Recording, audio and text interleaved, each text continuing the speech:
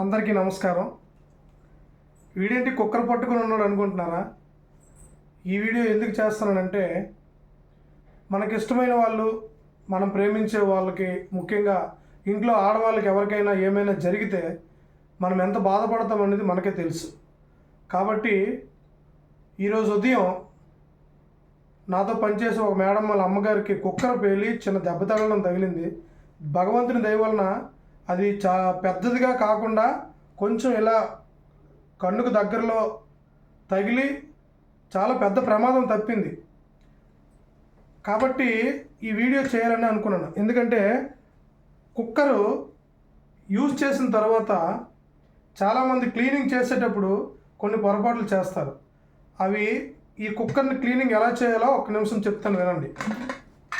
ఈ down part clean చేసుకొని అలా పెట్టేవచ్చు, కానీ ఇందులో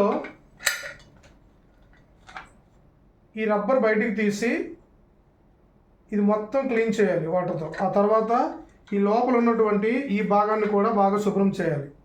వీటన్నిటికంటే ముఖ్యంగా ఇది వెయిట్ అంటారు. వెయిట్ విజిల్, ఇది పైకి వెళ్తేనే విజిల్ వస్తుంది. ఈ వెయిట్ తీసిన తర్వాత ఇక్కడ ఈ పైన ఉన్నటువంటి భాగం మనం ఇలా చూస్తే కనిపించాలి అవతల వైపు.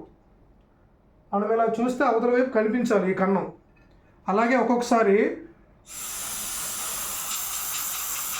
అలా ఊదేటప్పుడు గాలి ఇటు నుంచి అటు వెళ్ళే విధంగా ఉండాలి. ఒక్కొక్కసారి అన్నం మెతుకులు అవి ఇందులో బ్లాక్ అయి ఉండిపోతాయి. అలాంటప్పుడు కూడా కుక్కర్ పేలిపోయే ప్రమాదం ఉంటుంది. సో అలాగే ఇంకో విషయం, ఈ వెయిట్ ఉంది కదండి, విజిల్ రావాలంటే ఈ వెయిట్ పైకి వెళ్ళాలి. ఈ వెయిట్ కూడా రెండు భాగాలుగా ఉంటుంది. దీన్ని ఇలా విప్పాలి. విప్పిన తర్వాత ఇక్కడ హోల్స్ ఉంటాయి, వెయిట్ లోపల హోల్స్ ఉంటాయి. అవి కూడా ఇగోండి ఇలా ఇటు నుంచి అటు క్లియర్గా కనిపిస్తుంటుంది. ఇవన్నీ కూడా క్లీన్గా ఉండాలి. ఇందులో అన్నం మెతుకులు ఉన్నా సరే అది విజిల్ పైకి వెళ్ళకుండా పేలిపోయే ప్రమాదం ఉంది. సో ఇలాంటి చిన్న చిన్న విషయాలు జాగ్రత్తలు తీసుకున్నట్లయితే ఎలాంటి ప్రమాదాలు కూడా వంటగదిలో జరగవు. సో దయచేసి జాగ్రత్తగా ఉండండి. కుక్కర్ క్లీన్ చేసేటప్పుడు మాత్రం ఈ చిట్కాలన్నీ కూడా పాటిస్తూ సంతోషంగా ఉండాలని కోరుకుంటున్నాను. Thank you.